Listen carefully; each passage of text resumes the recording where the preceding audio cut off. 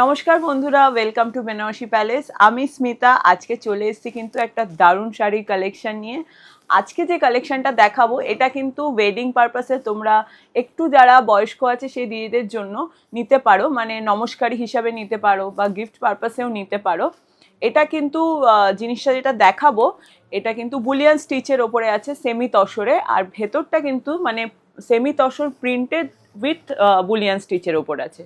এবার চারটে আমি তোমাদেরকে এখানে কালারের অপশান দেখাবো, প্রত্যেকটা খুলে দেখাবো কারণ ভেতরের কালারগুলো এবং বর্ডারটা টোটালি ডিফারেন্ট আছে। তো আমি খুলে খুলে দেখাবো। লাইট কালার আছে প্রত্যেকটাই, ওই জন্যই বললাম একটু বয়স্ক দিদি যারা আছে তাদের জন্য কিন্তু ভীষণ ভালো একটা অপশন। যেরকম মানে কালারফুলও আছে, তার মধ্যে আবার লাইট কালার কন্ট্রাস্টের মধ্যেও পেয়ে যাচ্ছ।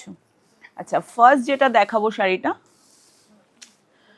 এর মধ্যে দেখো কেন বললাম যে এটা তোমরা পেয়ে যাচ্ছ। বাহ, প্রথম কালারটাই কিন্তু ভীষণ সুন্দর। দেখো এর আঁচলটা যাচ্ছে ক্রিম কালার এবং বডিটা দেখো লাইট লাইট ল্যাভেন্ডার কালারের মধ্যে আছে।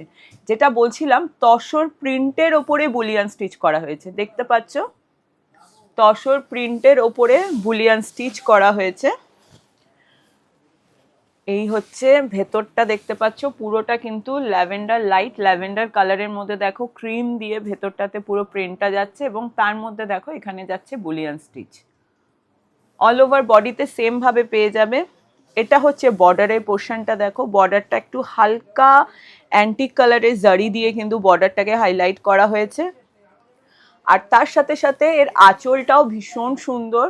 আঁচলের কনসেপ্টটা কিন্তু সবকটারই একদম ক্রিম বেসের ওপরে রাখা হয়েছে এবং সেখানে দেখো যেমন প্রিন্টটাও ডার্ক টোনের মধ্যে আছে, সেরকম কিন্তু যে কালারগুলো চুজ করা হয়েছে বুলিয়ান স্টিচ করার জন্য সেই কালারগুলো ভীষণ ব্রাইট লুকের মধ্যে রয়েছে। উইথ ব্লাউজ পিস এটা পেয়ে যাবে। প্রাইস রেঞ্জটা একদম শেষে আমি বলছি, সবকটা শাড়ি দেখিয়ে নিই।